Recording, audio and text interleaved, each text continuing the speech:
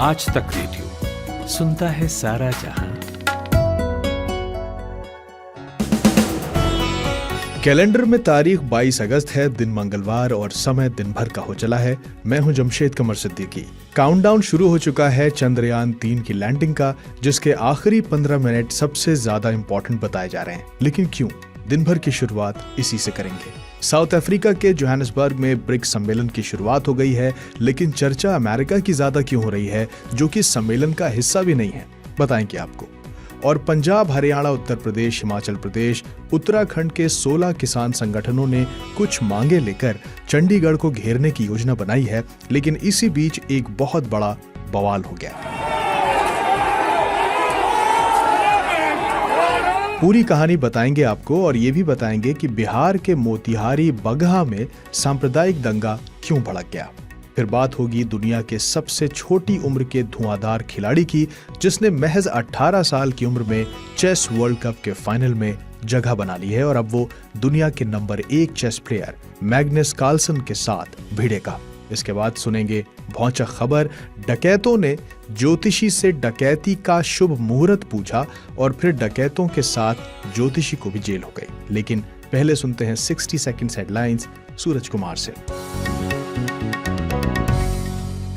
शुक्रिया Jamshed. BRICS summit में शामिल होने पहुंचे पीएम मोदी साउथ अफ्रीका के डिप्टी प्रेसिडेंट ने किया रिसीव।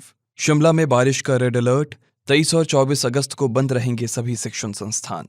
इसरो का चंद्रयान 3 पर बयान, कहा सही तरह से काम कर रहा चंद्रयान 3, सिस्टम की नियमित जांच भी जारी। भारत चीन सीमा पर तैनात होंगी आईटीबीपी की 4 बटालियन, जवानों को 47 नई चौकियों पर भेजा जाएगा। जम्मू कश्मीर के राजौरी में हाईवे किनारे मिला संदिग्ध सामान, सेना ने 7 किलोमीटर रूट किया डाइवर्ट। उत्तर प्रदेश में बिजली संकट, उत्पादन इकाइयां ठप होने से 1925 मेगावाट बिजली का उत्पादन कम। अमरावती की सांसद नवनीत राणा को जान से मारने की धमकी, पुलिस ने दर्ज किया केस। और मणिपुर विधानसभा का सत्र 29 अगस्त से होगा शुरू, राज्यपाल ने जारी की अधिसूचना।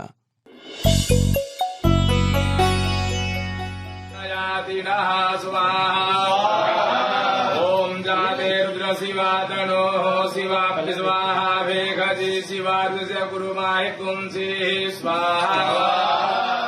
चंद्रयान 3 की सफलता के लिए देश भर में पूजा पाठ शुरू हो गया है। कल शाम 6:04 पर लैंडिंग होनी है, मगर एक पेच फंस रहा है।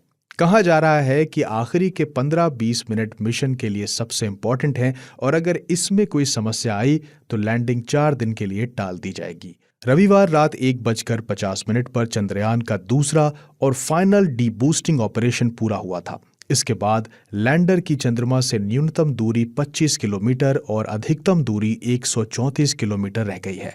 डी-बूस्टिंग में स्पेसक्राफ्ट की स्पीड को धीमा किया जाता है। चंद्रयान 3 के प्रोजेक्ट कोऑर्डिनेटर साकेत सिंह ने इस सिलसिले में आज तक से बात भी की। पिछली बार से साइंटिफिक इंस्ट्रूमेंट की बात करें तो इसमें बहुत ज्यादा उन चीजों को बदलाव नहीं किया गया, लेकिन मेन बदलाव किया गया है चंद्रयान 2 को। जब हमने देखा कि लैंडिंग में जो गड़बड़ियां हुई तो हमारी इसरो की इंजीनियर्स एंड टीम्स ने इसमें बहुत बेहतर काम किया, इसको रोबस्ट टेक्नोलॉजी में कन्वर्ट करके 5 इंजन लगे होने के थे, सेंट्रल इंजन को हटा दिया, 4 इंजन, एल्गोरिथम बदल दी और उसके बाद चंद्रयान 2 हमारा चूंकि पहुंच चुका था तो उससे चांद के अच्छे से 3D मैपिंग की गई पूरी।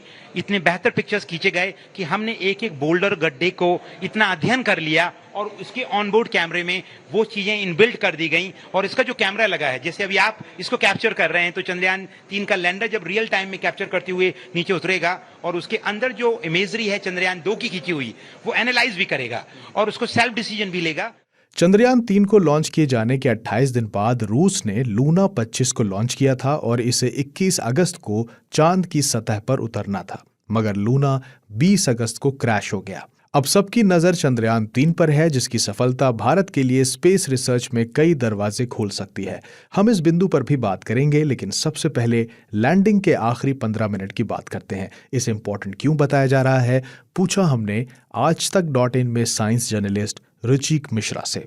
आखिरी के जो 15 मिनट हैं वो इसलिए इम्पोर्टेंट है क्योंकि 25 किलोमीटर से, मतलब 15 से 20 मिनट मान के चलिए, 25 किलोमीटर गुणे 134 किलोमीटर का जो लगभग गोलाकार तो नहीं कहेंगे, हाँ अंडाकार ऑर्बिट में अभी वो घूम रहा है। तो चांद की सतह से सबसे नज़दीकी दूरी जो है उसकी विक्रम लैंडर की वो 25 किलोमीटर है।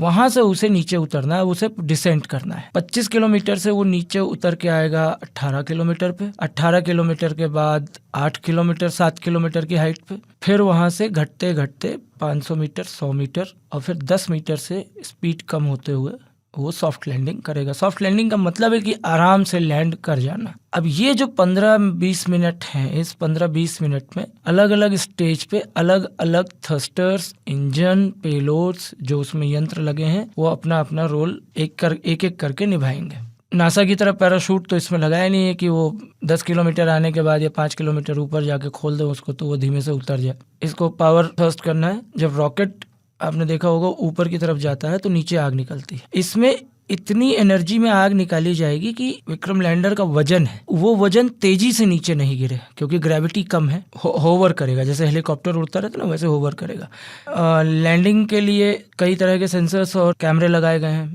पोजीशन डिटेक्शन कैमरा है, लैंडर हजार्ड और अवॉइडेंस एंड डिटेक्शन कैमरा है, उसके बाद लासा है, इल्सा है, कई तरह के कैमरे और सेंसर से जो पहले डिटेक्ट करेंगे कि जगह उपयुक्त है कि नहीं, हम उतर सकते हैं कि नहीं। अगर उसको जगह नहीं मिलती है प्रॉपर लैंडिंग के लिए तो उसे वापस, और ये जो काम है ना ये 10 किलोमीटर की ऊंचाई से शुरू हो जाएगा। अगर नहीं जगह मिलेगी सही उतरने लायक तो वो फिर 4 दिन टल जाएगा। ऋचिक, चांद के डार्क साइड की भी बहुत बात हो रही है, जहां आज तक कोई भी सॉफ्ट लैंडिंग पॉसिबल नहीं हो पाई है। इसके पीछे का कारण आप समझा सके तो? नाम से जग जाहिर हो जाता है कि डार्क साइड का मतलब है अंधेरा है। अंधेरे में कोई भी काम करना बड़ा मुश्किल हो जाता है।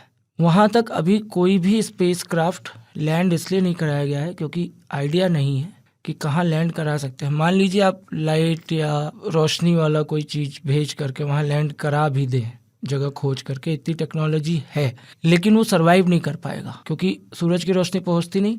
टेम्परेचर -200 के ऊपर रहता है। ऐसे टेम्परेचर में अगर आपको अपने स्पेसक्राफ्ट को एनर्जी देनी है तो या तो वो न्यूक्लियर पावर्ड हो या कोई अल्टरनेटिव सोर्स हो एनर्जी का। सूरज की रोशनी मिलेगी नहीं, सोलर पैनल्स एनर्जी क्रिएट नहीं कर पाएंगे, तो वहाँ पे सर्वाइवल मुश्किल है। इसलिए कोई ये अटेम्प्ट नहीं करता कि डार्क साइड पे लैंड करे। आसपास करने का सोच रखा है लोगों ने और करने की कोशिश भी कर रहे हैं। जैसे अब दक्षिणी ध्रुव के पास में चंद्रयान 3 की लैंडिंग टेंटेटिव है, उम्मीद है हो जाएगा। वहाँ से डार्क साइड बहुत दूर नहीं है, लेकिन वहाँ जाने का मतलब नहीं बनता। चंद्रमा की स्थिति सबको पता है कि 14 दिन अंधेरा रहता है, फिर 14 दिन रोशनी होती है। जो भारतीय माइथोलॉजी में पूर्णिमा और अमावस्या वाली जो कहानी गणित है उसके हिसाब से, तो जितने दिन सूरज है उतने दिन आप सोलर पैनल से एनर्जी लेकर के काम कर सकते हैं, या फिर बैटरी में इतना स्टोर हो जाए अगले 14 दिन वो अंधेरे में काम कर ले और फिर जब सूरज निकले तो वो फिर से एनर्जी गेन कर ले। लेकिन डार्क साइड पर तो सूरज निकलता ही नहीं, तो एनर्जी गेन कर नहीं पाएगा। इसलिए वहाँ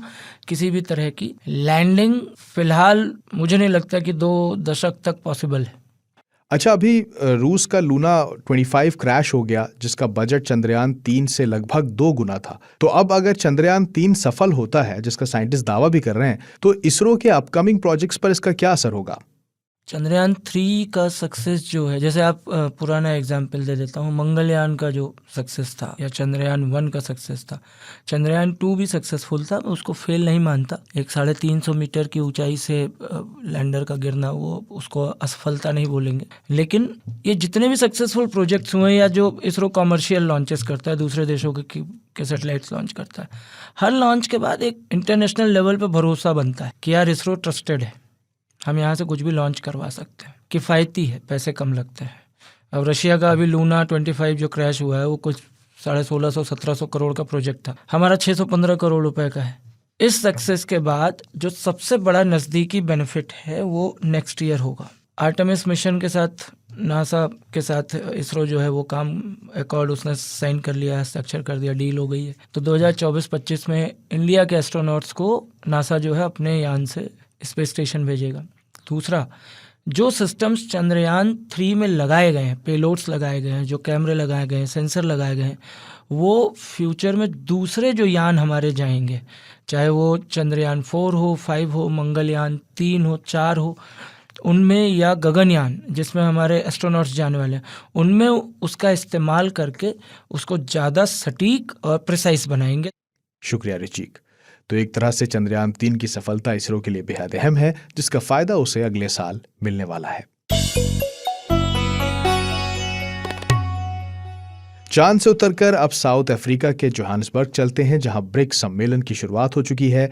ब्राजील, रूस, भारत, साउथ अफ्रीका और चीन, ये 4 देश ब्रिक्स के परमानेंट मेंबर हैं, जो वर्ल्ड ट्रेड में 16% का स्टेक रखते हैं और दुनिया की जीडीपी में इनका शेयर G7 देशों से भी ज्यादा है। लेकिन फिर भी ये पर्याप्त नहीं है, क्योंकि इस अलायंस के 3 देश ब्राजील, साउथ अफ्रीका और रूस अपने एक्सपेक्टेड इकोनॉमिक ग्रोथ से पीछे हैं। इन सब से इतर अमेरिका को लेकर भी एक बात उठ रही है, वो इसलिए क्योंकि 23 देशों को ब्रिक्स में शामिल करने की चर्चा है, जिसमें ईरान, क्यूबा, वेनेजुएला भी शामिल हैं। और अगर ये तीनों देश इसमें शामिल होते हैं तो ये ग्रुप एंटी यूएस बन जाएगा, ऐसा एक्सपर्ट्स का कहना है।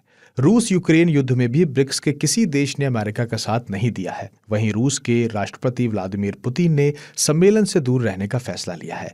ये एक तरह से साउथ अफ्रीका के लिए राहत भरी बात है, क्योंकि अगर पुतिन सम्मेलन में भाग लेते तो दक्षिण अफ्रीका को दुनिया भर के सामने अपनी स्थिति स्पष्ट करनी होती कि क्या वो यूक्रेन के खिलाफ कथित युद्ध अपराध के लिए रूस के राष्ट्रपति को गिरफ्तार करके अपने अंतर्राष्ट्रीय दायित्व को पूरा करेगा। ऐसा इसलिए क्योंकि अब तक रूस यूक्रेन युद्ध पर साउथ अफ्रीका का रुख बड़ा धुंधला रहा है। पहले आक्रमण की निंदा की गई, फिर निंदा करने से इनकार कर दिया गया, फिर नेटो को दोषी ठहराया गया, इसके बाद पुतिन की प्रशंसा की गई, खुद को शांति मध्यस्थ के रूप में पेश किया गया, रूसी नौसैनिक अभ्यास की मेजबानी भी की।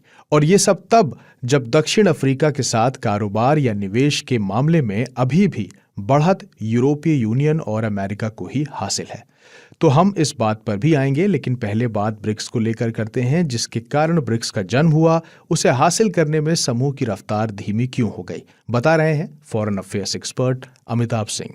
ब्रिक्स की संरचना का आधार था कि हम एक आर्थिक मतैक्य है जिन राज्यों में, और जो पश्चिमी राज्यों के आर्थिक दोहन का या आर्थिक स्थिति का अनुचित फायदा उठाते हैं, उसका विरोध करना, विरोध ही नहीं करना, एक वैकल्पिक आर्थिक व्यवस्था का इजाद करना, जिसमें डॉलर की प्राधान्यता, वेस्टर्न मॉनेटरी इंस्टीट्यूशंस हैं जैसे IMF, वर्ल्ड बैंक, उनकी प्राधान्यता को एक तरह से चुनौती देना था। यानी एक ऐसा मंच बनाना था जिसमें ऐसे राज्य जो IMF, वर्ल्ड बैंक से फील करते हैं कि डिस्क्रिमिनेटेड हैं, उन राज्यों का एक समूह बनाना था। तो उसमें वो सफल रहा है काफी हद तक, क्योंकि एक मंच बन गया, एक बैंक बन गया, न्यू डेवलपमेंट बैंक, उसमें कैपिटल आ गए, उसके कई जो नॉन ब्रिक्स राज्य हैं वो उसके सदस्य भी बन गए, जैसे बांग्लादेश, यूरुग्वे। तो वो अंशतः अपने प्रोग्राम में सफल रहा है। लेकिन ये ऐसे समय बना था जब भूसामरिक स्थिति आज की भूसामरिक स्थिति नहीं थी। वो भूसामरिक स्थिति ऐसी थी जब रूस G7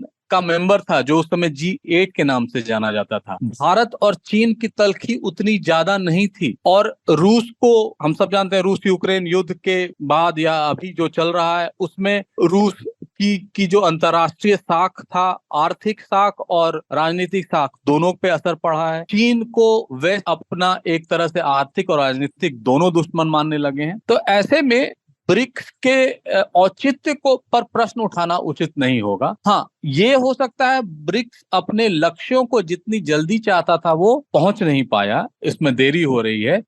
अमिताभ जी, अगर ईरान, क्यूबा और वेनेजुएला को ब्रिक्स में जगह मिलती है तो ये ग्रुप एंटी यूएस पोजीशन हासिल कर लेगा, ऐसा कहा जा रहा है। तो ऐसे में अमेरिका का अगला कदम क्या हो सकता है और वो इस पर रिस्पॉन्ड कैसे करेगा? देखिए, अमेरिका और सोवियत संघ नाम के विरोधी भी थी, नॉन अलाइंड मूवमेंट के भी विरोधी थे। अमेरिका तो आज तक कहता है कि नॉन अलाइंड मूवमेंट, गुट निरपेक्ष आंदोलन से कुछ हासिल नहीं हुआ। और ब्रिक्स के बारे में भी उनका लगभग यही विचार है कि कोई ऐसी संस्था का कोई फायदा नहीं होगा। और भारत जिस तरह से साउथ के देशों में अपना पक्ष रखता है और अपना स्टैंड रखता है और अपना कद जो दे, साउथ अफ्रीका का भी वैसा कद है। कुछ लोग तो ये भी कहते हैं कि भारत जो है सो पश्चिमी खेमे में चला गया, अमेरिका का मित्र हो गया है, लेकिन ऐसा नहीं है। तो ये एक समूह है जो पश्चिम आर्थिक व्यवस्था का विरोधी है, पश्चिम देशों के सामने नहीं खड़ा है या उनके अगेंस्ट नहीं खड़ा है। तो हमको उस तरह से समझना होगा, जितने भी राज्य आएंगे उसमें ऐसा नहीं है कि वो अमेरिका से व्यापार नहीं करते हैं, चीन से व्यापार नहीं करते हैं, सब करते हैं। लेकिन इसमें जो बात है वो सबसे इंपॉर्टेंट है कि दक्षिण के राज्यों की जो आर्थिक स्थिति है उसको सुधारने के लिए पश्चिम के शर्तों पर जो कैपिटल का फ्लो होता है यानी पूंजी प्रवाह होता है, उसको किस तरह से रेगुलेट किया जाए और उसको कैसे दक्षिण के राज्यों के फेवर में किया जाए। जैसे आप क्लाइमेट कंट्रोल नेगोशिएशंस को ही ले लीजिए, हम देखेंगे कि जब भी क्लाइमेट कंट्रोल नेगोशिएशंस हुए हैं, दक्षिण के राज्य और सरप्राइजिंगली पाकिस्तान, चीन और भारत एक साथ खड़े दिखते हैं। तो ऐसा नहीं है कि उसका पश्चिम विरोध नहीं करते हैं, उनका वो विरोध करते हैं, लेकिन हम अपना स्टैंड दिखाते हैं कि हमें इससे आहत हो रहा है, और चाहे वो किसी खेमे में हो, हमारे राज्य, हमारे नेशनल इंटरेस्ट पर उस पर फर्क पड़ रहा है, इसलिए हम उनके साथ हैं। एक आखिरी सवाल मेरा साउथ अफ्रीका पर है। साउथ अफ्रीका अभी आर्थिक अनिश्चितता के दौर में है। इस वक्त उसकी नज़दीकियां चीन और रूस से देखी गई हैं, वो भी तब जब वो कारोबार को लेकर वेस्ट कंट्रीज और अमेरिका पर निर्भर है। तो क्या ऐसा कहा जा सकता है कि साउथ अफ्रीका पर चीन और रूस का प्रभाव बढ़ रहा है? क्या आप इससे सहमत हैं?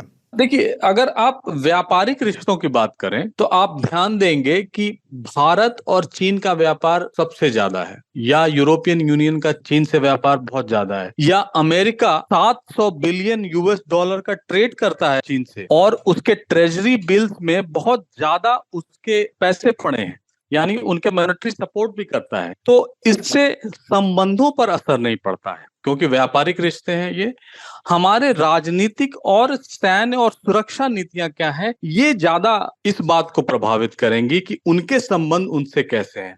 मसलन वेस्ट के विरोध करने के बाद भी साउथ अफ्रीका ने एक डेलीगेशन भेजा और गए यूक्रेन और रूस के बीच युद्ध में मध्यस्थता करने, और उसमें बहुत सारे अफ्रीकी राज्य भी गए। उनका ये मानना था कि जो ग्रेन क्राइसिस है या जो खाद्यान्न संकट है वो विकट हो जाएगी अगर यूक्रेन और रूस का युद्ध चलता रहा तो वो गए। उसका वेस्ट ने विरोध किया, यहाँ तक कहा कि साउथ अफ्रीका उनको आर्म सप्लाई कर रहा है रूस को, लेकिन साउथ अफ्रीका ने उसे नकारा। और कहने का मतलब है, बॉटम लाइन है कि साउथ अफ्रीका या भारत या ब्राजील या जो भी इस समूह के सदस्य हैं, उनका वेस्ट के सामने विरोध नहीं है, यानी वो नीतिगत तौर पे वेस्ट का विरोध नहीं करते हैं राजनीतिक तौर पर। वो सिर्फ एक वैकल्पिक आर्थिक व्यवस्था चाहते हैं जिसमें पश्चिम के जितने इंस्टीट्यूशंस हैं जो पूंजी प्रवाह में कंट्रोल करते हैं, जैसे IMF, वर्ल्ड बैंक और WTO, उन पर उनकी प्राधान्यता नहीं हुई अंतर्राष्ट्रीय संबंध में और अंतर्राष्ट्रीय आर्थिक संबंध में।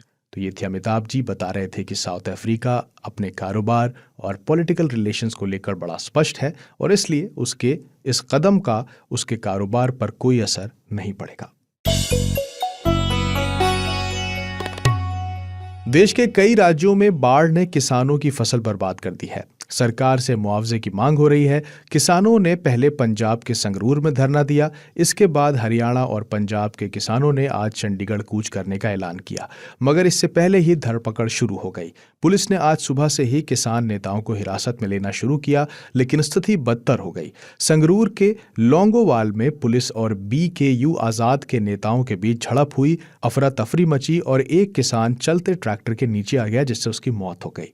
झड़प में पुलिस इंस्पेक्टर समेत 2 लोग घायल भी हुए हैं। पुलिस ने भारतीय किसान यूनियन आजाद के नेता जसविंदर सिंह लोंगोवाल को हिरासत में लिया, जिसके विरोध में किसानों ने थाने के बाहर धरना लगा दिया। अकाली दल अध्यक्ष सुखबीर बादल ने ट्वीट करके CM भगवंत मान के खिलाफ हत्या का मामला दर्ज करने की मांग रखी है। चंडीगढ़ पुलिस प्रशासन किसानों से 20 अगस्त से ही बातचीत करके विरोध प्रदर्शन को टालने के प्रयास में लगा हुआ था, लेकिन कोशिश असफल रही। तो पूरी कहानी क्या है, झड़प की शुरुआत कैसे हुई और अभी ग्राउंड की स्थिति क्या है, बता रहे हैं चंडीगढ़ में आज तक रेडियो रिपोर्टर सत्येंद्र चौहान।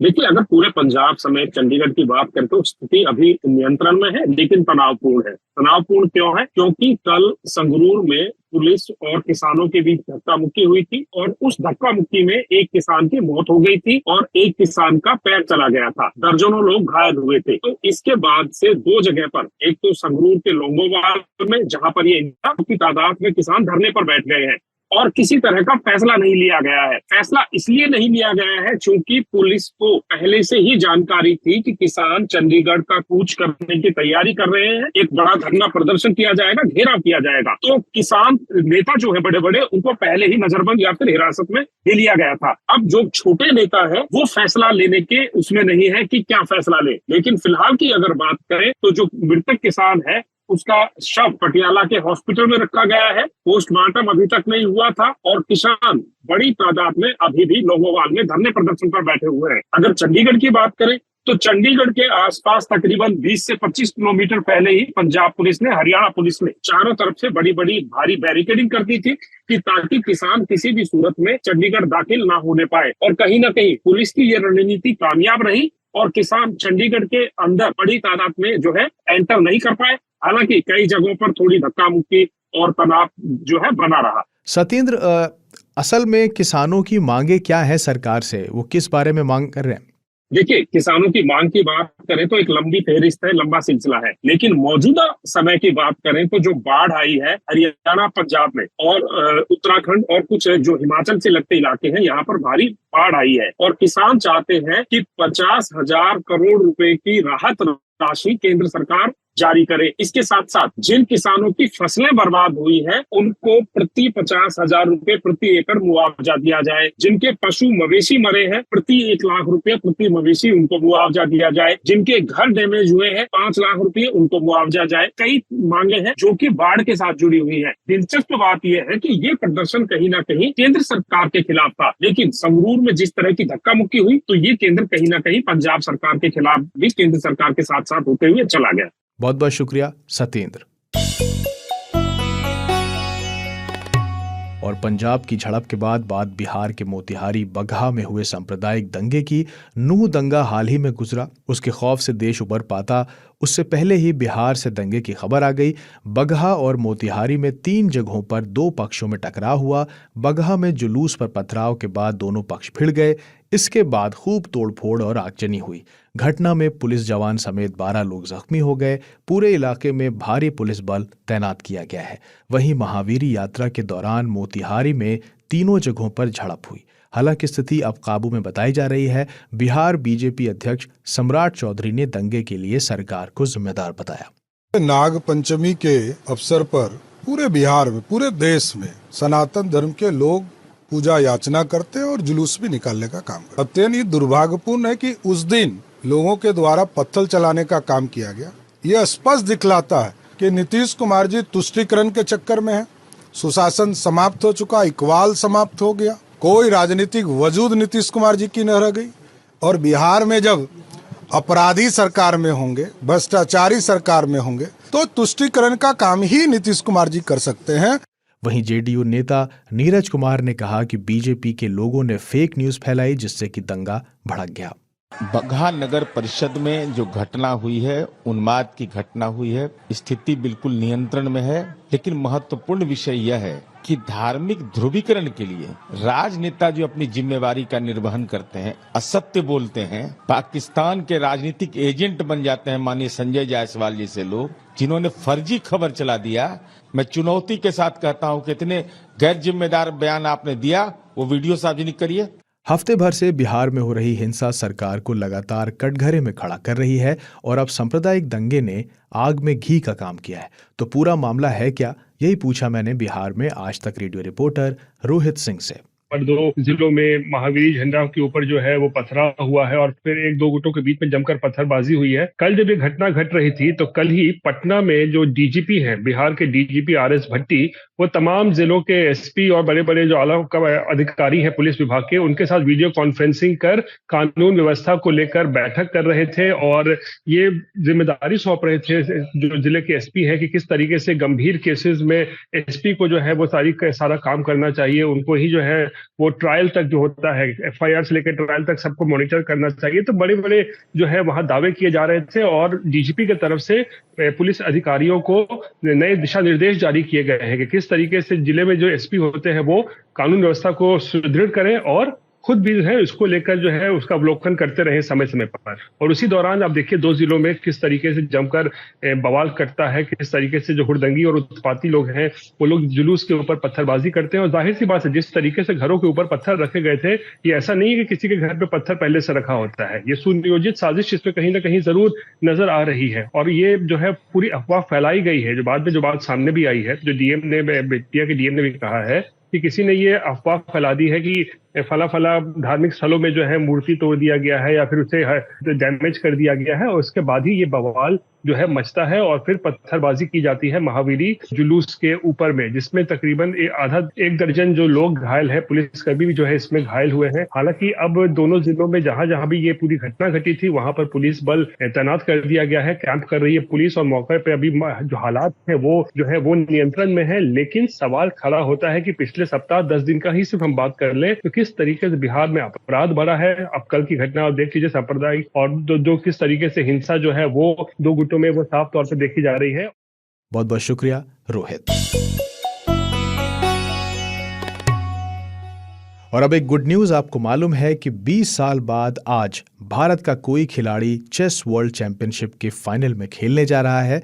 आखिरी बार साल 2002 में विश्वनाथन आनंद ने यह मुकाम हासिल किया था और आज 18 साल के आर प्रज्ञानानंदा ने कर लिया है। अजरबैजान के Baku FIDE world chess championship में भारत के प्रज्ञानानंदा का मुकाबला दुनिया के नंबर 1 खिलाड़ी मैग्नस कार्लसन से है। प्रज्ञानानंदा और कार्लसन इससे पहले 19 मौकों पर हेड टू हेड खेल चुके हैं। इसमें से कार्लसन ने 8 और प्रज्ञानानंदा ने 5 जीते हैं, वहीं 6 मुकाबले ड्रॉ हुए हैं।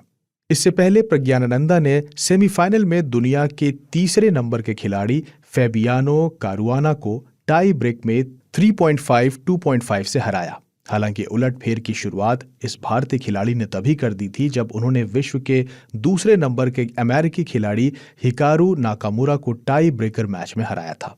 तमिलनाडु के चेन्नई में रहने वाले इस युवा खिलाड़ी ने चेस की दुनिया में कैसे कदम रखा, इस पर हमने बात की आज तक रेडियो के खेल पत्रकार सिद्धार्थ से।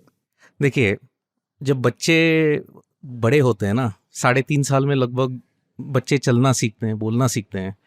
प्रज्ञानंदा 3.5 साल की उम्र में चेस में शौकीन था। वैशाली, उसकी जो बहन है ना, उनसे वो एकदम प्रभावित हुए और फिर वो बोल रहे ठीक है मैं भी ये चेस खेल सकता हूँ। और भाई क्या कमाल के खेल हैं। अंडर 8, अंडर 10 के championships, Asian championships, world youth championships में काफ़ी उन्होंने सक्सेस हासिल किया है।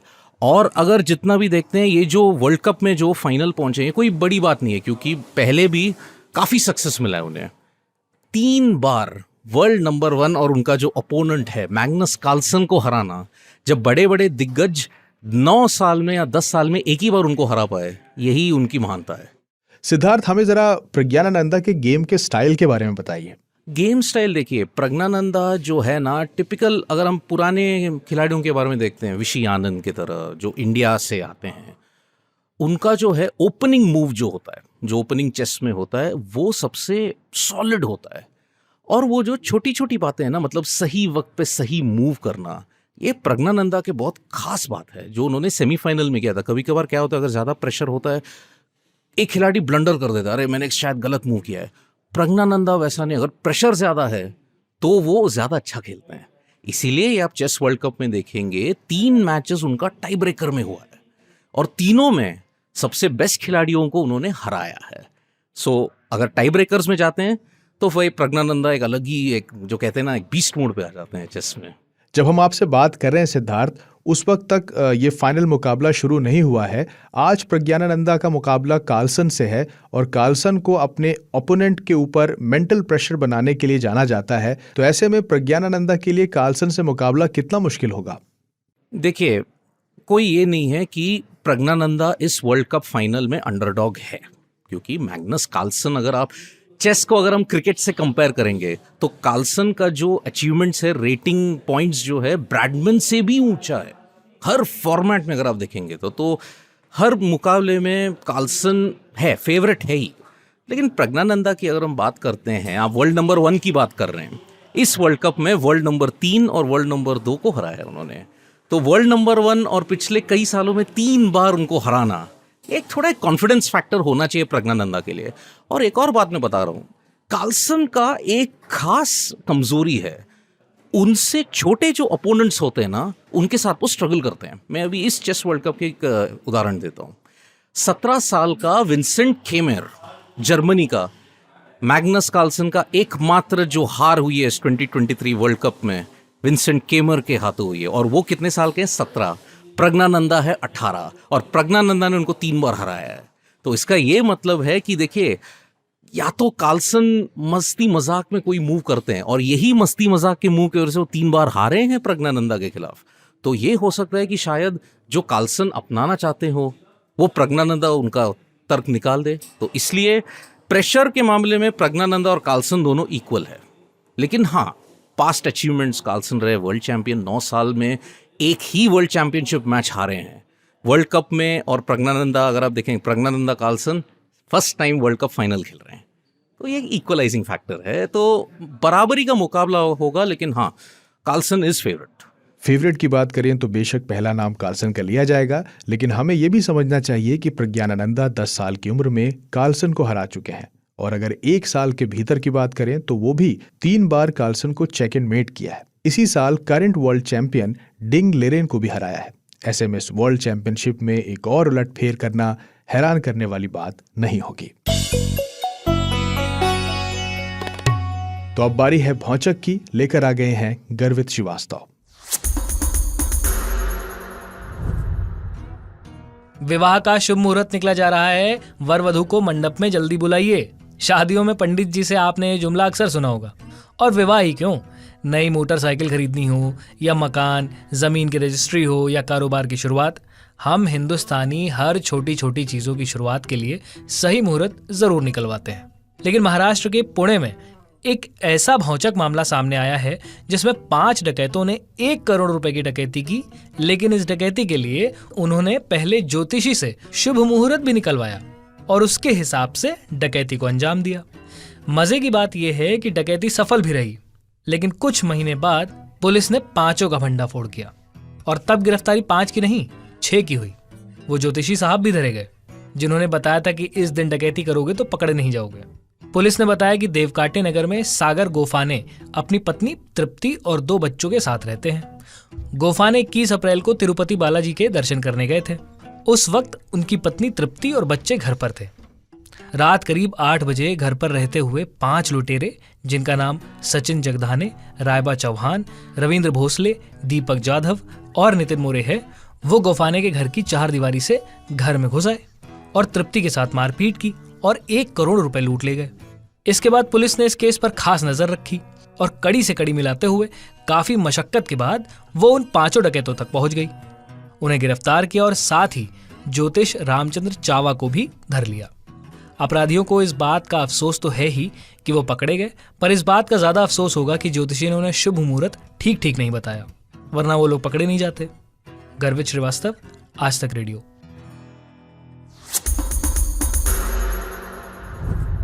और अब आपसे विदा लेने का वक्त है। मंगलवार को हेलो डॉक्टर का दिन है, तो वो भी पॉडकास्ट जरूर सुनिएगा। दांतों के दर्द पर आपके काम की बात बताई है डॉक्टर ने। बाकी जिस भी ऑडियो प्लेटफॉर्म पर आप हमें सुन रहे हैं वहां रेट करने का ऑप्शन होगा, आप रेट करके अपनी प्रतिक्रिया भी दे सकते हैं। आज का पॉडकास्ट प्रोड्यूस किया है सूरज कुमार ने, साउंड मिक्सिंग है सचिन द्विवेदी की। मेरा नाम है जमशेद कमर सिद्दीकी। इजाजत चाहूंगा, शुक्रिया।